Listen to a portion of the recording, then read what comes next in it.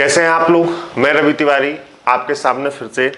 जैसे कि हम लोगों ने तय किया था कि हम लोगों ने रीजनिंग का लगभग सारा सिलेबस खत्म कर लिया है और सिलेबस खत्म होने के बाद अब हम लोगों को ये तय करना है कि कैसे हम लोग पेपर्स को सॉल्व करेंगे, है ना। कैसे हम लोग पेपर्स को सॉल्व कर सकते हैं, कैसे हम लोग चीज़ों को कर सकते हैं। इसी क्रम में मैं आपसे बात करने चल रहा हूँ पेपर सॉल्यूशन के लिए। ठीक, पेपर सॉल्यूशन के लिए जो मैं बात करने चल रहा हूँ आपसे, क्लियर है। और जो है इसमें हम लोगों को ये तय करना है कि जिन तौर तरीकों से हम लोगों ने पढ़ा है, क्या उस तौर तरीके से 25 से 30 मिनट में 50 क्वेश्चंस को सॉल्व किया जा सकता है। निश्चित रूप से उसी पैटर्न पर वीडियो के संभावित क्वेश्चंस पर मैंने एक 50 क्वेश्चन का सेट बनाया है, जो एक सेट है, और इस सेट के आधार पर हम ये तय करेंगे कि कैसे 50 क्वेश्चंस को 25 से 26 मिनट में हम लोग सॉल्व करेंगे।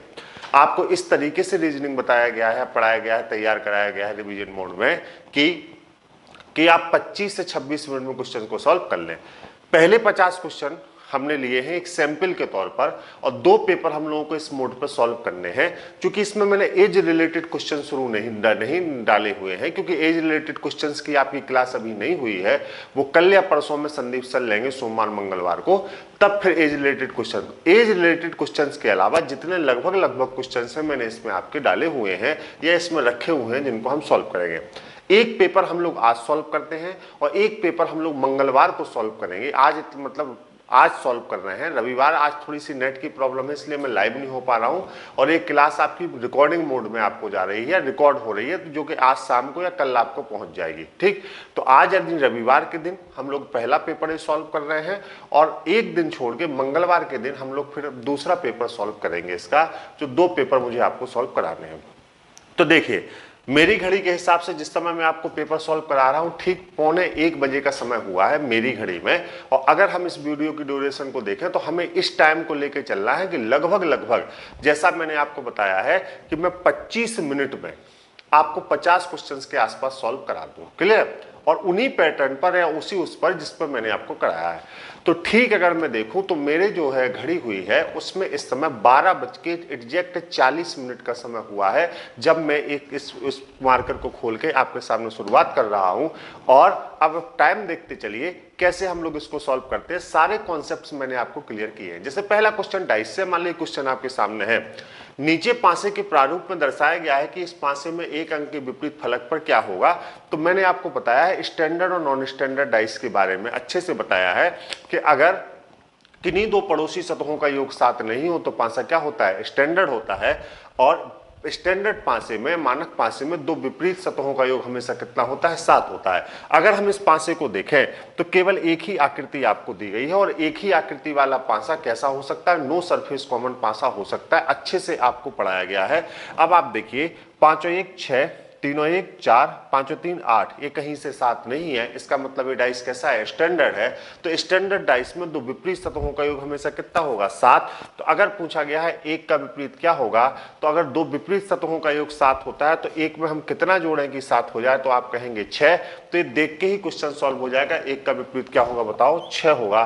तो हमारा उत्तर क्या है बताइए, 6 है। क्लियर। हमें 15 से 20 सेकेंड एक क्वेश्चन में लेने हैं, तो इसका उत्तर बताओ क्या होगा, 6 होगा।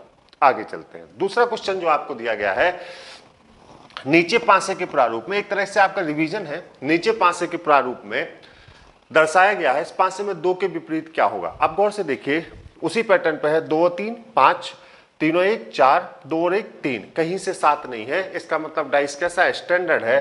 तो 2 के विपरीत 2 में हम कितना जोड़ने की 7 हो जाए, क्योंकि इस मानक पासे में क्या होता है, 2 विपरीत सतहों का योग कितना होता है, 7। तो 2 में हम 5 को जोड़ देंगे तो कितना हो जाएगा बताओ, 7। तो हमारा उत्तर क्या हो जाएगा, बी हो जाएगा। क्या हो जाएगा, बी हो जाएगा। क्लियर।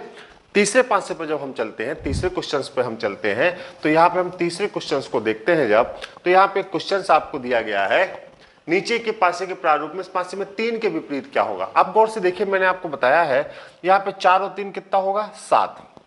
जैसे ये 7 हुआ, ये डाइस कैसा हो गया, नॉन स्टैंडर्ड डाइस हो गया। तो नॉन स्टैंडर्ड डाइस में मैंने आपको बताया है, कोई अकेली सतह किसी सतह की विपरीत नहीं होती, बल्कि वह तीनों ही सतह विपरीत होती हैं जो हमें उस पासे में दिखाई नहीं दे रही है। नॉन स्टैंडर्ड डाइस में मैंने आपको बताया है 2 पड़ोसी सतहों का योग क्या होता है, 7 होता है। और वह तीनों ही सतह विपरीत होती हैं जो हमें इस पासे में नहीं दिखाई दे रही हैं। कभी भी नॉन स्टैंडर्ड डाइस में कोई अकेली सतह किसी सतह की विपरीत नहीं हो सकती। तो हमारा उत्तर क्या होगा बताओ, 1, 5 या तो 6। इसके बारे में भी आपसे बात कर चुका हूं। आइए आगे बढ़ते हैं। फिर लिखा है यहां पर, नीचे पासे के प्रारूप को दर्शाया गया है। पासे में अंक 4 के विपरीत फलक पर क्या होगा। अब गौर से देखिए, 4 और 3 7। अब 4 और 3 7 अगर दिया गया है तो इसका मतलब है ज्ञात नहीं कर सकते और निश्चित नहीं कर सकते, क्योंकि अकेली सतह तो कभी विपरीत होगी नहीं, है ना। अकेली सतह तो कभी विपरीत होगी नहीं। तो हम क्या कहेंगे, 4 और 3 7। तो हम कहेंगे ज्ञात नहीं कर सकते या तो निश्चित नहीं कर सकते। ज्ञात नहीं कर सकते या तो निश्चित नहीं कर सकते, क्योंकि हमारे पास ऐसा कोई भी टर्म्स एंड कंडीशन नहीं है जहां पे हमने निश्चित कर लें कि वास्तव में इसकी विपरीत सतह पर कौन सा अंक होगा। एक सैंपल पेपर है आपके लिए जिसमें कुछ टॉपिक्स को कवर किया गया है, कुछ टॉपिक्स को हम दूसरे पेपर में भी कवर करेंगे। आइए फिर यहां पे लिखा है अब 2 पासे। नीचे पासे के प्रारूप को दर्शाया गया। इस पासे में अंक 1 का विपरीत फलक पर क्या होगा। मैंने आपको बताया है, गौर से अगर हम लोग इसको देखें तो यहां पर 1 3 2 5 1 4 ये वन सरफेस कॉमन पासा है। वन सरफेस कॉमन में मैंने आपको बताया है कि जो कॉमन सरफेस होती है इसका विपरीत हमेशा कौन सी सरफेस होती है बताइए, हिडन सरफेस होती है। कॉमन सरफेस का विपरीत हमेशा कौन सी सतह होती है, हिडन सरफेस होती है। कॉमन सतह का मतलब ऐसी सतह जो दोनों पासों में दिखाई दे, और हिडन सरफेस का मतलब ऐसी सतह जो दोनों पासों में ना दिखाई दे। कॉमन सरफेस का मतलब ऐसी। तो बताओ 1 से लेकर 6 तक की गिनती में अगर हम देखें तो कौन सी ऐसी सतह है जो इसमें नहीं दिखाई दे रही है। अगर आप देखें तो 1 दिखाई दे रहा है, 2 दिखाई दे रहा है, 3 दिखाई दे रहा है, 4 दिखाई दे रहा है, 5 दिखाई दे रहा है। तो अगर 1 कॉमन है तो हिडन क्या है बताओ, 6। तो 1 का विपरीत क्या होगा, 6। तो हमारा उत्तर क्या होगा बताइए, 6। तो हम कहेंगे 6 एक ऐसी सरफेस है जो यहाँ पे क्या है बताइए, हिडन सरफेस है। आइए आगे बढ़ते हैं अगले पासे पर। अब ये ब्लड रिलेशन का एक सवाल है। देखिए यहाँ पे साफ साफ लिखा गया है, अपने बच्चों में गंगा के विशेष प्रिय हैं राम और रेखा। रेखा शरद की मां है जो अपने मामा मिथुन का बहुत प्रिय है। मैंने आपको फैमिली ट्री पूरा बताया है। अपने बच्चों में गंगा के विशेष प्रिय हैं राम और रेखा। सपोज करिए कि एक महिला है गंगा, हमने इसको गंगा माना, और गंगा किसी से विवाहित होगी तो उसके जो बच्चे हैं उसके बच्चों में उसके विशेष प्रिय हैं राम और रेखा। इसका मतलब इसकी संतानें हैं ये राम और ये रेखा। क्लियर है, ये राम और रेखा। गंगा के बच्चों में उसके विशेष प्रिय हैं राम और रेखा। फिर लिखा है रेखा शरद की मां है।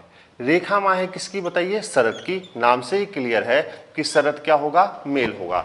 रेखा शरद की मां है जो अपने मामा मिथुन का बहुत प्रिय है। गौर से पढ़िए, रेखा शरद की मां है जो अपने मामा मिथुन का बहुत प्रिय है। अगर रेखा शरद की मां है और ये अपने मामा मिथुन का बहुत प्रिय है, इसका मतलब है रेखा का एक और भाई इसके अलावा होगा जिसका नाम क्या होगा बताओ, मिथुन होगा। तभी ये शरद का मामा हो सकता है। एक भाई कौन है, राम, और एक भाई कौन है, मिथुन। परिवार के मुखिया रामलाल हैं जिनके उत्तराधिकारी उनके 2 बेटे गोपाल और मोहन हैं। गोपाल और गंगा 35 वर्ष से विवाहित है। गंगा किससे विवाहित है बताइए, गोपाल से। अब गौर से इस लाइन को पढ़िए, परिवार के मुखिया रामलाल हैं जिनके उत्तराधिकारी उनके बेटे गोपाल और मोहन है। गोपाल और मोहन आपस में क्या है बताइए, भाई है। क्लियर, गोपाल और मोहन आपस में क्या है, भाई है। और इसमें साफ साफ लिखा है गोपाल और गंगा 35 वर्ष से विवाहित है। गोपाल और गंगा 35। अब परिवार के मुखिया रामलाल है, इसका मतलब ए फैमिली ट्री ऊपर जाएगा और रामलाल है। परिवार के मुखिया रामलाल हैं जिसके उनके 2 बेटे हैं गोपाल और मोहन। गोपाल और गंगा 35 वर्ष से विवाहित थे। गोपाल और गंगा 35 वर्ष से विवाहित हैं और उनके 3 बच्चे हैं। बिल्कुल, कौन कौन से, रेखा, ये राम और ये मिथुन। पहले ही क्लियर हो चुका है कि उनके 3 बच्चे हैं। कौन कौन है बताओ, रेखा, राम और मिथुन। फिर क्या लिखा है, अब मिथुन और मोहन आपस में किस प्रकार संबंधित है। गौर से देखिए, ये मिथुन है ना, और ये मोहन है। तो मिथुन के पिताजी के भाई मोहन है, तो मोहन के लिए मिथुन क्या होगा, भतीजा होगा, और मिथुन के लिए मोहन क्या होंगे, चाचा। तो हमारा उत्तर क्या होगा, चाचा और भतीजा। हमारा उत्तर क्या होगा, चाचा और भतीजा। ये सवाल आपसे यूपी SSS के ही एक एग्जाम में पूछा गया है और इसी प्रवृत्ति के सवाल हमको मिल सकते हैं। और यहाँ पर आप क्लियर देख रहे हैं बताइए, इसलिए हमारा उत्तर इसमें क्या होगा, चाचा और भतीजा। तो यहाँ पे हम लोगों ने क्या टिक किया है बताइए, चाचा और भतीजा। पूरे ब्लड रिलेशन के 5 सिंबल्स पजल्स में आपको पढ़ा चुका हूं और अच्छे से हम लोगों ने तैयारी की है। उस लिहाज से क्वेश्चन बहुत छोटा है। क्वेश्चन का सॉल्यूशन आपके सामने है। और आगे बढ़ते हैं। फिर अपना क्वेश्चन है, एक परिवार के 6 सदस्य हैं जिनमें माता पिता, उनकी अविवाहित पुत्री तथा एक पुत्र है जिनके पत्नी और पुत्री है ना। ऐसे सवाल भी मैंने आपको सॉल्व कराए हैं, अगर हम लोग गौर से देखें, एक सैंपल के तौर पर इसको देखिए आप। एक परिवार में 6 सदस्य जिनमें माता पिता, उनकी अविवाहित पुत्री। देखिए एक फैमिली ट्री बनाना है, एक परिवार जिसमें 6 सदस्य जिनमें माता पिता, उनकी एक अविवाहित पुत्री तथा एक पुत्र है जिसकी पत्नी और पुत्री है। और से देखिए इंफॉर्मेशन दी गई है, एक परिवार में कितने सदस्य हैं? 6 सदस्य जिनमें माता पिता, उनकी एक अविवाहित पुत्री तथा एक पुत्र है जिसकी पत्नी और पुत्री है। स्त्रियां मधु, मीना, प्रिया और रेणु हैं, पुरुष राहुल और मनीष हैं। चलिए 2 पुरुष हैं और 4 स्त्रियों के नाम दिए गए हैं, क्लियर। मनीष प्रिया के पिता नहीं है, तो अब देखिए हो सकता है कि अगर ये प्रिया होगा तो होगी तो ये मनीष नहीं होंगे, और ये प्रिया होगी तो ये मनीष नहीं होंगे। मनीष प्रिया के पिता नहीं है। मीना विवाहित है, मीना विवाहित है तो 2 महिलाएं विवाहित हैं, ये भी मीना हो सकती है और ये भी मीना, अभी हम लोग डिसाइड नहीं कर सकते। तीसरी स्थिति में लिखा है मधु प्रिया की दादी है, मधु प्रिया की दादी है। अब देखिए मधु प्रिया की दादी है तो इससे क्लियर हो गया कि प्रिया सबसे छोटे फैमिली ट्री में सबसे नीचे होगी और मधु सबसे ऊपर होगी। यही एक कंडीशन है बता सकती है कि मधु प्रिया की दादी है, ठीक है। तो प्रिया सबसे नीचे और मधु सबसे ऊपर, मधु प्रिया की दादी है। तो बताइए मनीष और रेणु में, अब देखिए बाकी फैमिली ट्री, अब ऊपर क्या लिखा था? हाँ, मनीष प्रिया के पिता नहीं है। अब मनीष प्रिया के पिता नहीं, इसका मतलब ये व्यक्ति मनीष नहीं हो सकता, तो 2 ही पुरुष हैं, तो ये व्यक्ति कौन होगा? मनीष होगा। तो दूसरा पुरुष कौन है? राहुल, तो ये व्यक्ति कौन होगा? राहुल। अगर मनीष प्रिया के पिता नहीं है तो निश्चित रूप से राहुल प्रिया के पिता होंगे। मीना विवाहित है तो एक विवाहित महिला मधु है, तो दूसरी विवाहित महिला कौन सी होगी बताओ? मीना होगी, है ना। मीना विवाहित है, तो अब एक ही स्त्री बची है जिसका नाम क्या होगा बताओ? रेणु होगा। और ये फैमिली ट्री हमारा यहाँ पे कंप्लीट हो गया। एक ही स्त्री है जिसका नाम क्या है? रेणु है, और ये फैमिली ट्री हमारे यहाँ पे क्या हो गया? कंप्लीट हो गया। तो बताइए मनीष और रेणु में क्या संबंध है? तो देखिए मनीष और रेणु में, मनीष है और ये रेणु है, तो ये पिता पुत्री का संबंध स्पष्ट रूप से हमें दिखाई दे रहा है। तो हमारा उत्तर क्या होगा बताया? पिता और पुत्री। पिता और पुत्री का संबंध स्पष्ट रूप से दिखाई दे रहा है, तो हमारा उत्तर क्या होगा बताओ? पिता और पुत्री।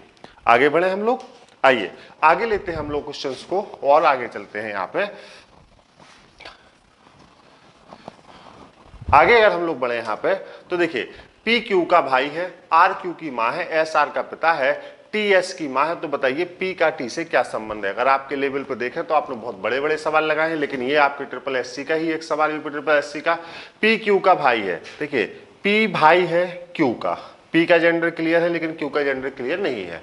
फिर क्या लिखा है? आर क्यू की माँ है, आर माँ है क्योंकि आर फीमेल होगी, लेकिन फिर भी क्यू का जेंडर क्लियर नहीं है। आर क्यू की माँ है। एस आर का पिता है, देखिए एस आर का पिता है, इसका मतलब ये है आर का पिता कौन है बताओ? एस। तो आर का पिता अगर एस है तो एस का जेंडर क्लियर है, एस पिता है आर का, कि एस क्या होगा? होगा क्या होगा? एस क्या होगा? मेल होगा। फिर लिखा है सबसे ऊपर टी एस की माँ है, ये फैमिली ट्री एक और ऊपर जाएगा, यहाँ पे कौन होगा बताओ? टी। टी माँ है किसकी बताओ? एस की, तो ये और ऊपर चला गया। तो आपसे पूछा गया है पी का टी से क्या संबंध है? तो गौर से देखिए P का T से क्या संबंध है। तो देखिए ये देखिए, ये चाहे हम ऐसे कह रहे हैं जेंडर चाहे जो भी लो, R P की माँ है और माता के पिता की माता, इसके लिए अगर ये हम चैनल देखें तो P का जेंडर क्लियर है, तो ये क्या होगा? परपोता होगा। क्या होगा? परपोता, क्योंकि 2 पीढ़ी के अंतर को हम क्या कहते हैं? पोता, और 3 पीढ़ी के अंतर को क्या कहते हैं? परपोता। तो इसमें सीधे सीधे लिखा है। तो बताइए पी का, मैंने आपको समझाया है कि जिस व्यक्ति के ऊपर का आता है वही व्यक्ति हमारा क्या होता है? आंसर होता है। तो आपसे कहा गया पी का टी से क्या संबंध है। आइए आगे बढ़ते हैं, तो हमारा उत्तर क्या होगा? परपोता होगा। और आगे जब हम लोग चलते हैं यहां पर तो देखिए दया का एक भाई अनिल है, दया मोनिका का पुत्र है। चलिए दया का एक भाई अनिल है, ये अनिल हो गया, क्लियर है जेंडर। दया पुत्र है मोनिका का, ये मोनिका है, और मोनिका का पुत्र कौन है बताओ? दया। दया पुत्र है तो ये निश्चित रूप से दया क्या हो गया? मेल हो गया। दया मोनिका का पुत्र है। विमान मोनिका के पिता है, मोनिका के पिता कौन है बताओ? विमान है, तो ये निश्चित रूप से विमान होगा अगर मोनिका के पिता है। तो अनिल विमान से किस प्रकार संबंधित है? तो देखिए माता के पिता, है ना, और ये, तो ये निश्चित रूप से ये नाना होंगे अनिल के लिए, है ना, और ये अनिल के लिए नाना होंगे विमल, और अनिल उनके लिए क्या होगा, पौत्र। तो हमारा उत्तर क्या होगा, पौत्र और नाना। पौत्र एक ऐसी संज्ञा है जिसमें दोनों ही चीजें आ सकती है। पौत्र एक ऐसी संज्ञा है जिसमें दोनों ही चीजें आ सकती हैं। इसका मतलब पौत्र का मतलब हम दादा के रिलेशन से भी पोता लिख सकते हैं और नाना के रिलेशन से नाती लिख सकते हैं, और दोनों की कंबाइंड अगर हम संज्ञा लें तो हम इसको क्या लिख सकते हैं, पौत्र और नाना। तो ये क्या होगा बताइए, पौत्र होगा। आइए और आगे बढ़ते हैं हम लोग इसके हिसाब से। एक परिवार के 6 सदस्य MnO2 QR की बहन है। चलिए इस सवाल को भी देख लेते हैं ब्लड रिलेशन के। एक परिवार के 6 सदस्य QR की बहन है। चलिए Q बहन है R की, इसका मतलब ये R है। फिर क्या लिखा है, Q के पति का भाई M है। अब Q के पति तो भाई किसी पत्नी का ही होगा, है ना। QR की बहन है, Q के जो पति हैं उनका नहीं पता है। इस सवाल में कुछ टेक्निकल मिस्टेक है, आप इसको सही करिए। ये Q नहीं है, ये O है। मैं इसके ओरिजिनल वर्जन को जब यहां पे देख रहा हूं तो ये निश्चित रूप से क्या है, O है। OR की बहन है, ये गलत है, ये Q नहीं है। अब आप इसको बनाइए तो ये बन जाएगा। देखिए OR की बहन है। चलिए O बहन है किसकी बताओ, R की। तो O बहन है अगर तो ये फीमेल हो गई, किसकी बहन है, R की। तो ये R हो गया। फिर क्या लिखा है, Q के पति का भाई M है, M का पिता P तथा दादा R है। देखिए फिर लिखा है, मान लीजिए ये कोई महिला है Q के पति, तो पति तो किसी पत्नी का होगा। Q के पति जो है वो नहीं पता कौन है, इनका भाई जो है वो कौन है बताओ, M है। तो ये मिस्टर M हो गया। क्लियर।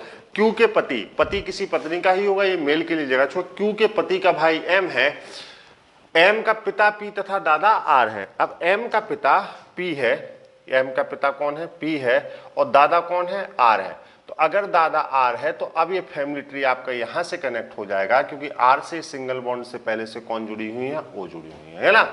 Q के पति का भाई M है, M का पिता P तथा दादा R है। फिर क्या लिखा है, तो बताइए P का Q से क्या संबंध है। तो बताइए P का Q से क्या संबंध है। इस 6 व्यक्तियों में एक ही व्यक्ति बचा है N, तो निश्चित रूप से स्थिति किसकी होगी बताइए, N की होगी।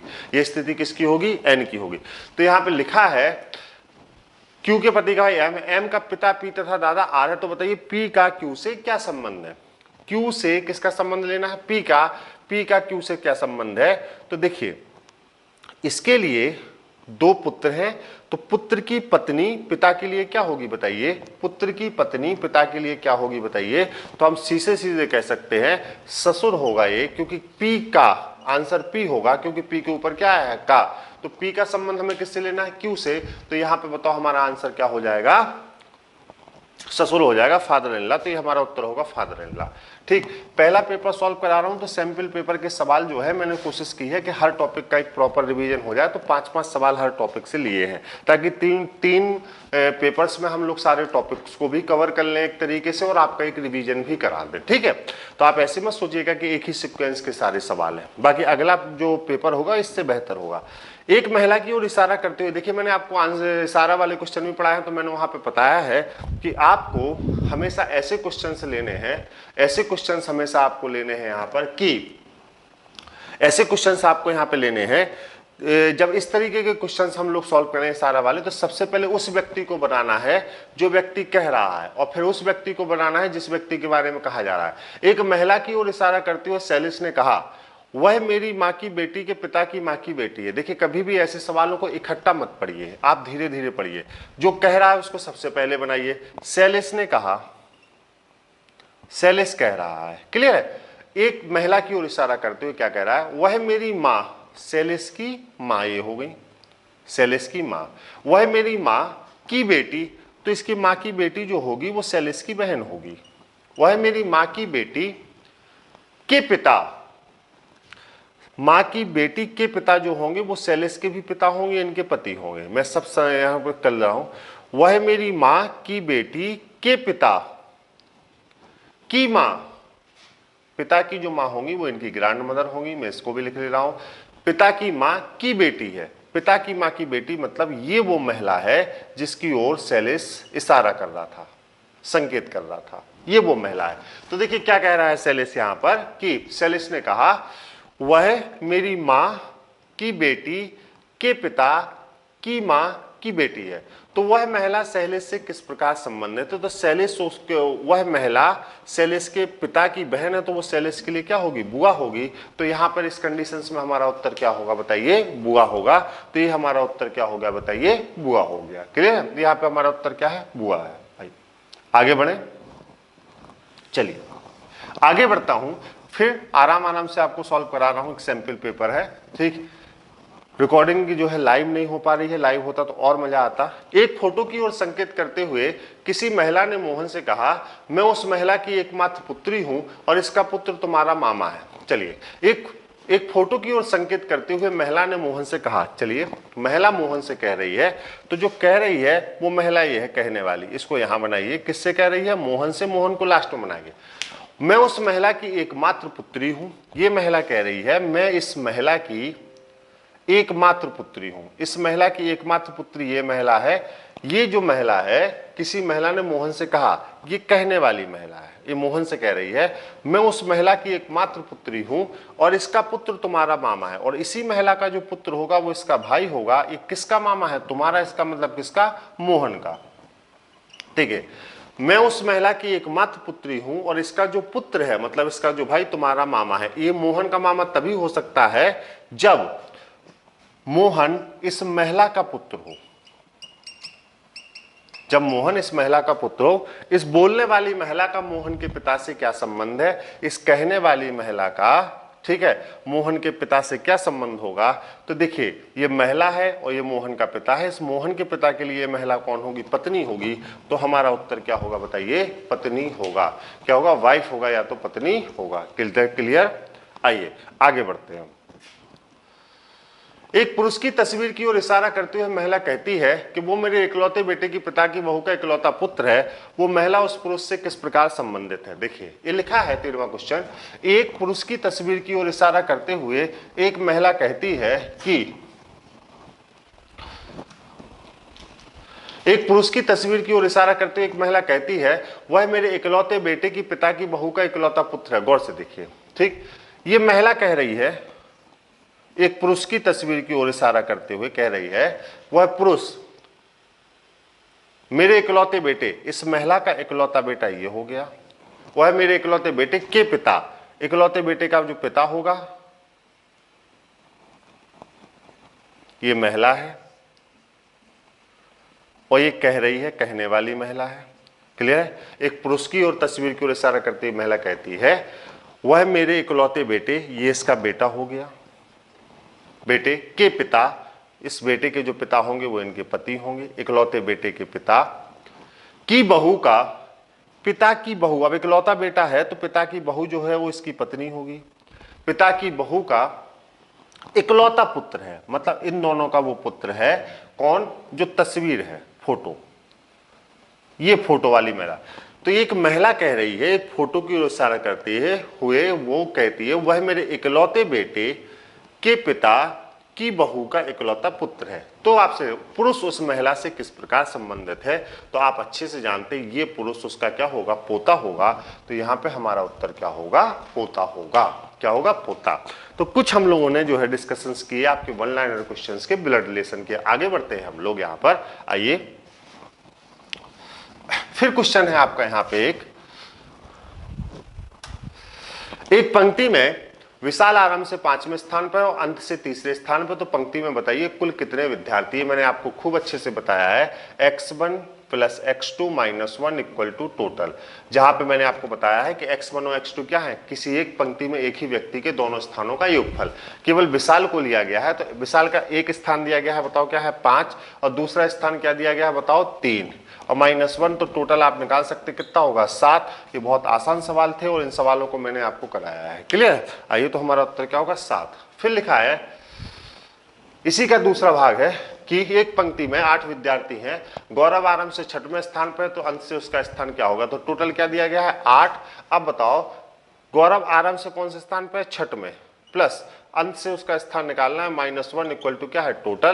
तो अब आप हम गौर से देखें, x2 माइनस, ऐसे कर लीजिए, 6 प्लस x2 बराबर ये 9 हो जाएगा, तो x2 बराबर 9 माइनस 6 बराबर क्या हो जाएगा 3, तो हमारा उत्तर क्या हो जाएगा तीसरा। तो ये स्थान हमारा कौन सा हो जाएगा तीसरा। ये सब सवाल आप लोगों ने किए हैं, इसलिए इसमें बहुत दिक्कत आपको नहीं होनी चाहिए। फिर लिखा है किसी पंक्ति में ए का ऊपर से स्थान 7वां है और बी का ऊपर से स्थान 15वां है तथा नीचे से स्थान स्थिर। मैंने रेशियो रिलेशन जब आपको बताया है तो मैंने बताया है a1 प्लस a2 बराबर b1 प्लस b2, याद आ रहा है। जहां पर मैंने 1 2 3 रिलेशन बताया था कि जब एक पंक्ति में दो व्यक्ति या वस्तुओं के 3 स्थानों को दिया गया हो तो हम कह सकते हैं a1 प्लस a2 बराबर b1 प्लस b2। अगर हम इसमें देखें तो ए का ऊपर से स्थान 7वां और बी का कौन सा है 15वां, तो नीचे से 21वां, तो बी के दोनों स्थान दिए गए हैं। तो ए का ऊपर से स्थान क्या है बताओ 7, तो ये 7 हो गया प्लस a2, और बी के दोनों स्थान दिए गए हैं बताओ क्या है 15 प्लस 21, ये दिया गया है। तो हम लिख सकते हैं 15 और 21 7 प्लस a2 बराबर 15 और 21 को अगर हम जोड़ दें तो निश्चित रूप से 36 होगा। तो हम लिख सकते हैं a2 बराबर 36 माइनस 7 बराबर कितना होगा 29। तो हमारा ये उत्तर कितना हो जाएगा बताओ 29 हो जाएगा। तो 29 हमारा ये उत्तर यहाँ पे होगा। क्लियर। आइए आगे बढ़ते हैं। लिखा है एक कक्षा में जितने विद्यार्थियों ने वार्षिक परीक्षा उत्तीर्ण की उसमें, अब गौर से देखिए, जितने लोगों ने उत्तीर्ण की उसमें राम का दोनों स्थान दिया गया है। तो जितने व्यक्तियों ने x1 plus x2 minus 1 equal to total, यहाँ पर राम के उत्तीर्ण होने वाले व्यक्तियों में दोनों स्थान दिए गए हैं। तो यहाँ से हम उत्तीर्ण होने वाले व्यक्तियों की संख्या को निकाल सकते हैं। क्लियर। उसमें राम का क्रम ऊपर से कौन सा है 14वां, तो हम कहेंगे 14वां प्लस x1 और x2 क्या है 28 माइनस 1 इक्वल टू टोटल। तो 14 और 28 कितना हो गया 42, 42 में से गया कितना हो गया 41। तो टोटल 41 लोगों ने वार्षिक परीक्षा उत्तीर्ण की। अब 41 लोगों ने वार्षिक परीक्षा उत्तीर्ण की और 16 बच्चे इसमें फेल हो गए, तो वो भी परीक्षा में बैठे होंगे। तो 41 में 16 जोड़ देंगे तो कितना होगा 57। तो हमारा उत्तर क्या होगा 57। ऐसे भी सवाल मैंने आपको वहां पे लगवाए हैं, इस पैटर्न के सवाल भी आपने किए हैं। तो यहाँ पे आपका उत्तर क्या होगा 57। फिर लिखा है एक पंक्ति में 50 व्यक्ति है, रमेश आरंभ से 22वें स्थान पर है और सुरेश अंत से 20वें और 22वें। देखिए मैंने आपको बताया है कि जब l प्लस आर का मान x से कम हो तो मिडिल टर्म बराबर x minus L plus are.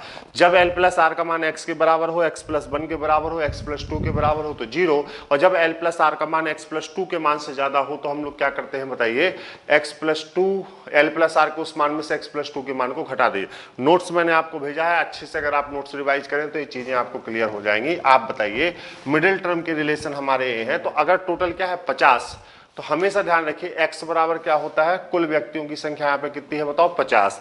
अब क्या लिखा है 20 और 22, यही लिखा है ना। तो 20 और 22 अगर यहाँ पे लिखा है तो इसका मतलब ये हो गया कि 20 और अगर हम 22 को जोड़ दें तो ये कितना हो गया बताओ 42।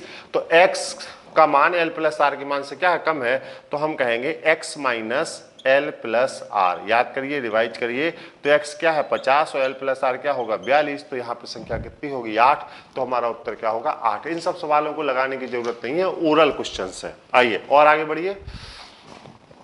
देखिए मैंने यहाँ पर दो टॉपिक के सवाल नहीं डाले हैं, क्लासिफिकेशन और एनालॉजी, क्योंकि बहुत सरल होते हैं, उनको आप खुद ही पढ़ें, जितना पढ़ सके उतना अच्छा है, क्योंकि उन सवालों को डालने का मतलब है टाइम पास। इसलिए मैंने, और आज का जो सैंपल पेपर है मैंने थोड़ा सा आसान बनाया है। अगले सैंपल पेपर में अच्छे टॉपिक्स को सम्मिलित करते हुए उसको थोड़ा सा और बनाए, क्योंकि मेरा पूरा उद्देश्य है कि आपको सैंपल पेपर तो सॉल्व कराऊं ही कराऊं, ताकि आपका रिविजन भी थोड़ा सा हो जाए। जैसे अगले पेपर में मैं स्टेटमेंट, आर्गुमेंट्स और कंक्लूजन के 5-5 क्वेश्चन डालूंगा, ताकि आपको दिक्कत ना हो। कंक्लूजन और आर्गुमेंट्स आप अच्छे से सॉल्व करें। सिलोजिज्म के 5 क्वेश्चन डालूंगा। तो पेपर को सेगमेंटेशन में लेते हैं, 2 की जगह अगर 3 पेपर भी सॉल्व करने पड़े तो भी कोई समस्या नहीं है, रिलैक्स रहिए। आइए आगे बढ़ते हैं। फिर लिखा है वस्तुओं की एक पंक्ति में कुल 42 वस्तुएं रखी हैं, ठीक है। मोबाइल आराम से 26वें स्थान पर तथा घड़ी अंत से 9वें स्थान पर, तो दोनों के बीच में कुल कितनी वस्तुएं हैं। देखिए कुल कितनी वस्तुएं हैं 42, 26 और 9 कितना हो गया, चलिए 26 और 9, 26 में अगर हम 9 जोड़ दें तो 26 और 9 कितना हो गया बताओ, 26 4 30 और 5 35, 35 हो गया।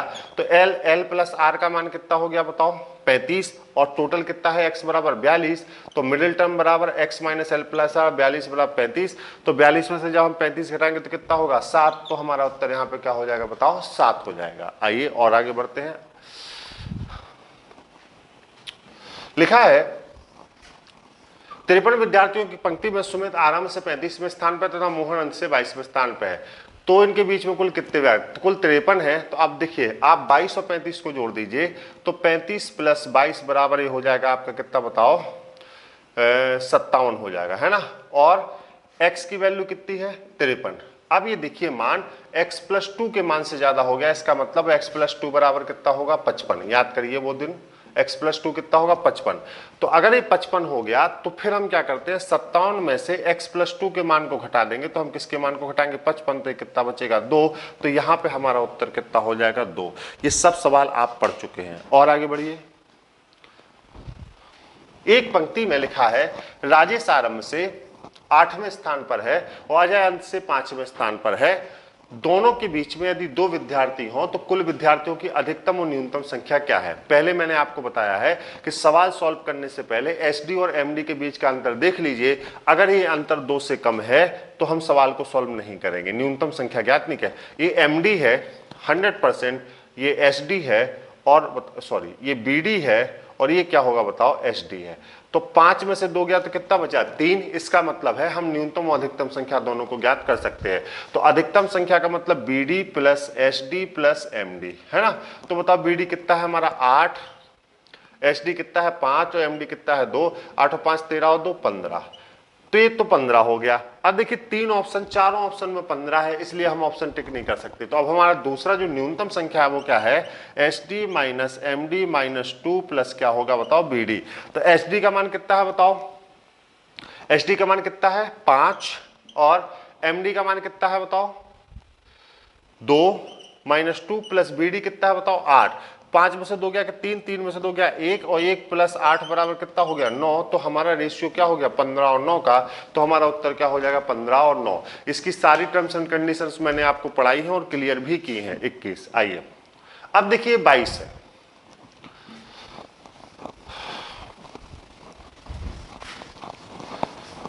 है, यहाँ पे 22वां है।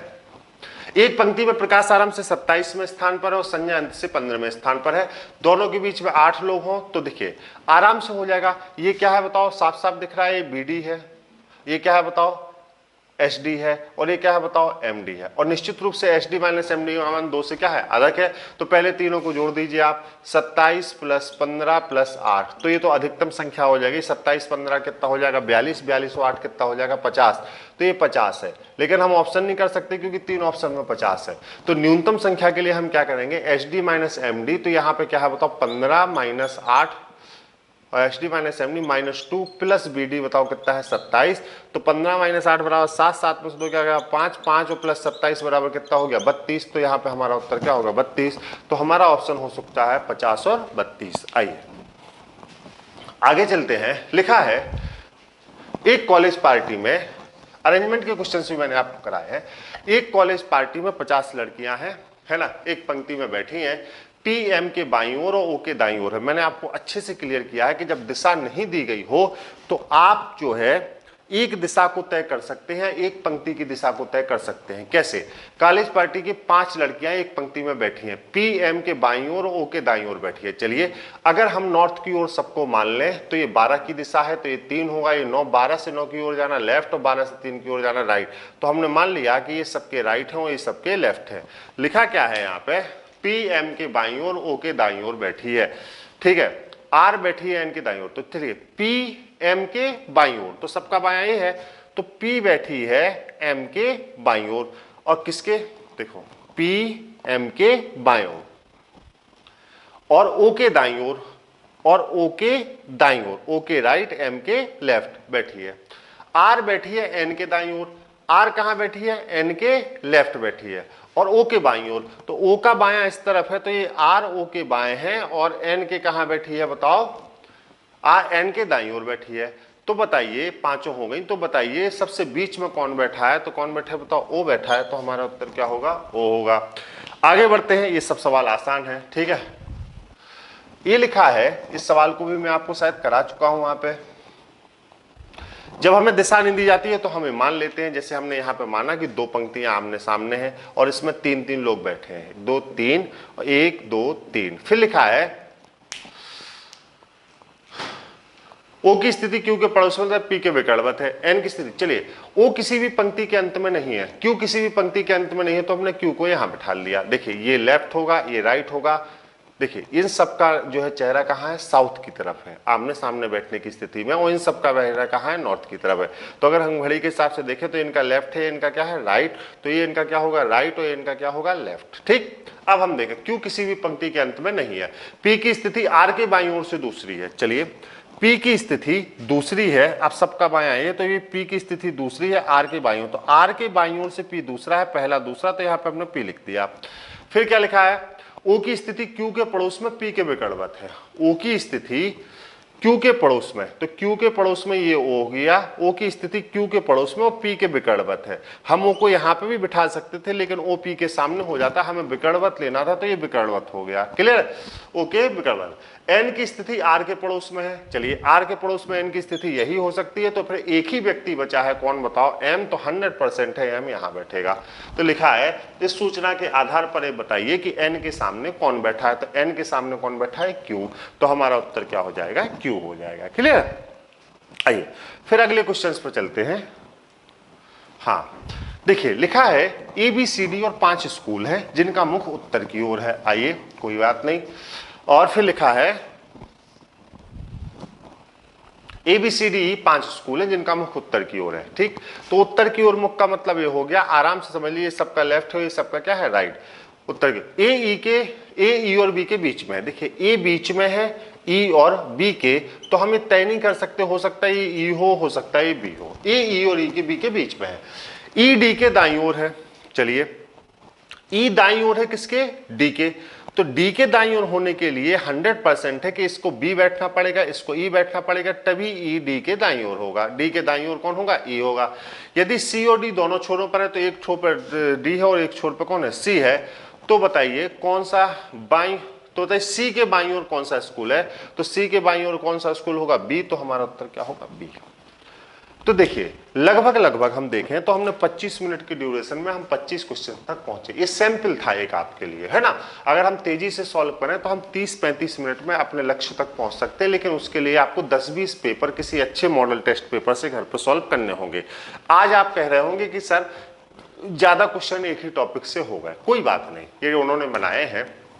अब हम रेस्ट ऑफ 25 क्वेश्चन जो आपको सॉल्व कराएंगे उनमें वेरिएशन होगा। ठीक, जैसे वो हर टॉपिक का प्रतिनिधित्व करेंगे, और अगला पेपर जब मैं आपको सॉल्व कराऊंगा, अगला 50 क्वेश्चन का पेपर जो मंगलवार को मैं कह रहा हूं, उसमें क्वेश्चंस ऐसे होंगे जो बिल्कुल पेपर आता है। पहले मैं कोशिश कर रहा हूं कि एक एक बार सब महत्वपूर्ण पोर्शंस को आपको सॉल्व करा दूं। जैसे मैं स्टेटमेंट, आर्गुमेंट्स, कंक्लूजन, और कई लोगों ने मुझे वो मैसेज किया है कि सर आर्गुमेंट्स के क्वेश्चन है, कंक्लूजन्स के क्वेश्चन है, और वो जो तीसरा है आपका सिलोजिज्म के क्वेश्चन। देखिए 3 पैटर्न पर हम लोग क्वेश्चन सॉल्व करेंगे। क्या, एक पेपर हम लोगों ने आज 25 क्वेश्चंस का सॉल्व किया, एक पेपर और हम 25 क्वेश्चन का आपको सॉल्व कराएंगे। क्लियर, 250।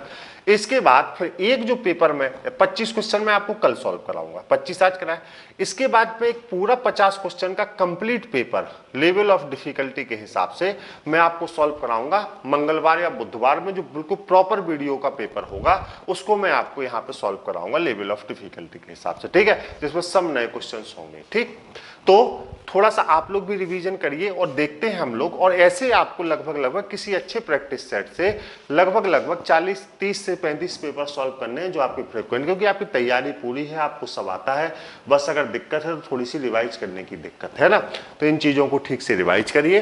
2-3-4 पेपर सॉल्व करके मैं आपको उन स्थितियों में लाता हूं। फिर अगर आप बताइएगा कि किसी टॉपिक में कोई कंफ्यूजन रह जा रहा है या कोई समस्या रह जा रही है, तो उस टॉपिक को फिर उस हिसाब से आपको सॉल्व करके पढ़ाऊंगा। क्लियर, तो आज चूंकि देखिए मैं 50 आपको सॉल्व कराता, लेकिन आज मैं 50 आपको इसलिए भी नहीं सॉल्व करा रहा हूं, मैंने 25 मिनट का समय लिया था ताकि आपको धीरे धीरे समझा भी सकूं। देखिए मैं जब सॉल्व कराता हूं तो टाइम ज्यादा लगेगा, क्योंकि मुझे आपको समझाना भी है और बताना भी है। लेकिन आप जब, क्योंकि मैं अगर सीधे सॉल्व करता जाऊं तो इसमें आपको कोई फायदा नहीं, लेकिन आप जब सॉल्व करेंगे तो आपको मुझसे आधा टाइम लगेगा, क्योंकि आपको किसी को समझाना नहीं है, आपको केवल सॉल्व करना है और आगे बढ़ना है। ठीक है, तो मेरे समझाने में अगर आपको 1.5 गुना 2 गुना टाइम लग रहा है, तो निश्चित रूप से आपके स्वयं के करने में वो टाइम क्या होगा, आधा होगा, क्योंकि मुझे आपसे बात भी करनी है, कॉन्सेप्ट भी बताना है, मुझको ये भी बताना है कि मैंने कहाँ आपको पढ़ाया है, किस टॉपिक में पढ़ाया है, कैसे पढ़ाया है। तो इतनी बात, मतलब हर क्वेश्चंस के पहले 1-2 मिनट मिनट मुझे आपसे 20 से 25 सेकंड बात करनी है, लेकिन आपको ऐसा नहीं करना है। तो मेरे बताने में जो टाइम लगेगा आपका टाइम उससे जस्ट आधा होना चाहिए जब आप स्वयं सॉल्व कर रहे हैं। क्लियर? तो मैं जो आपको कोशिश करूंगा कि मैं तो रिवाइज करा रहा हूं, तो पेपर को ऐसे सॉल्व कराऊं कि आपका रिवीजन भी हो जाए और सॉल्यूशन भी हो जाए। ठीक, लेकिन आप जब पेपर सॉल्व करें तो मेरे समय का आपका लगभग समय आधा होना चाहिए या आधे से कुछ ज्यादा होना चाहिए, तब आपका प्रयास सार्थक है।